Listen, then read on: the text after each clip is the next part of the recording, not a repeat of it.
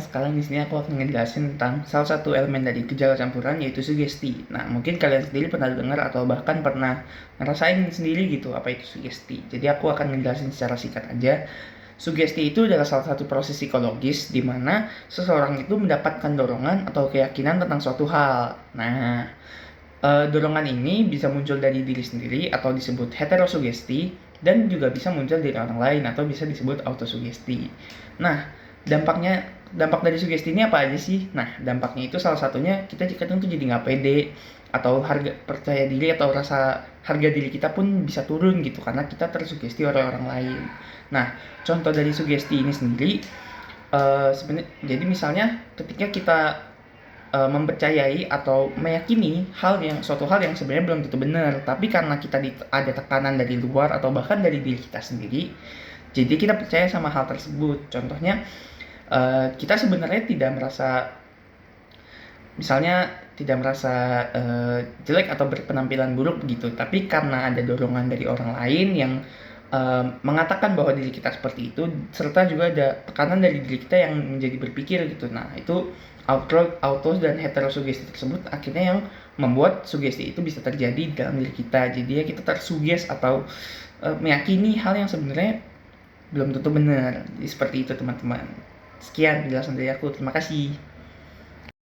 Nah teman-teman, pernah nggak sih kalian lagi fokus belajar, tapi tiba-tiba terdistraksi suara notifikasi HP? Itu contoh sederhana dari perhatian. Hari ini kita bakal bahas apa itu perhatian, ciri-cirinya, dan kenapa perhatian kita bisa mudah berubah. Apa itu perhatian? Perhatian adalah kemampuan kita untuk memusatkan kesadaran pada satu hal tertentu sambil mengabaikan yang lain. Jadi perhatian itu seperti senter yang hanya menerangi objek yang kita anggap penting. Perhatian punya 3 ciri utama. Yang pertama adalah selektif, yaitu kita memilih apa yang mau difokuskan.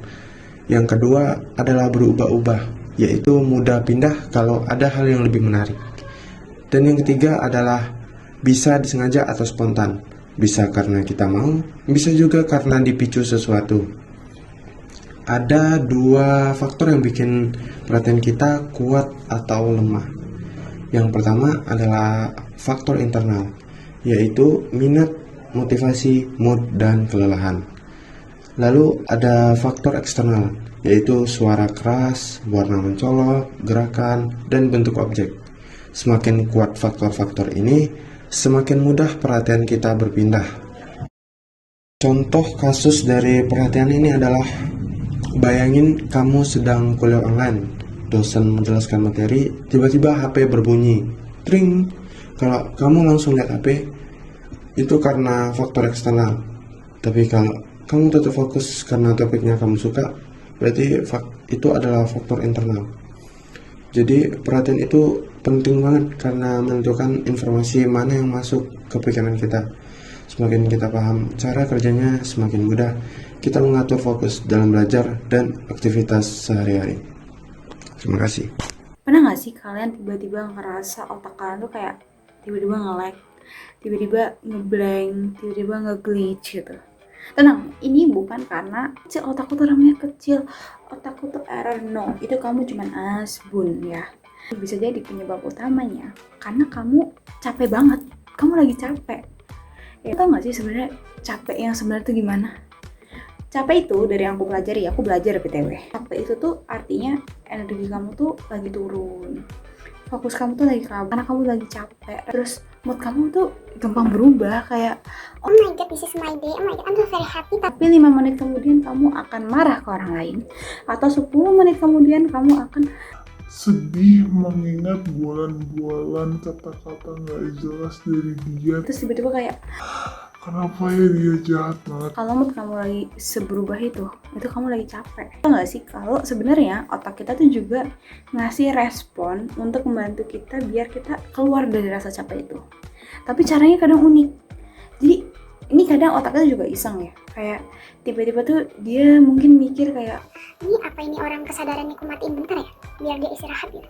itu bisa banget guys, bisa banget. Nih ya, misal kamu pulang ngafe karena nugas tengah malam, terus kayak sebenarnya udah ngantuk tapi kamu harus pulang ke kos, kamu harus istirahat di kos. Jadi kamu pulang ke kos naik motor, terus tiba-tiba ngeyuk, tapi kamu nggak sadar.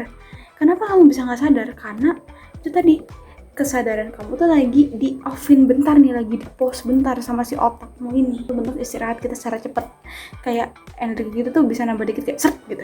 Kita kecapean, efek negatifnya banyak banget.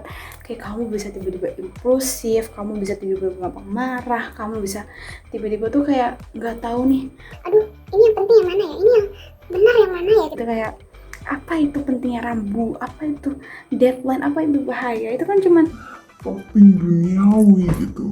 kamu tuh kalau lagi normal kamu bisa mikir itu tuh apa, tapi kalau lagi nggak normal, lagi capek, wah itu bahaya banget.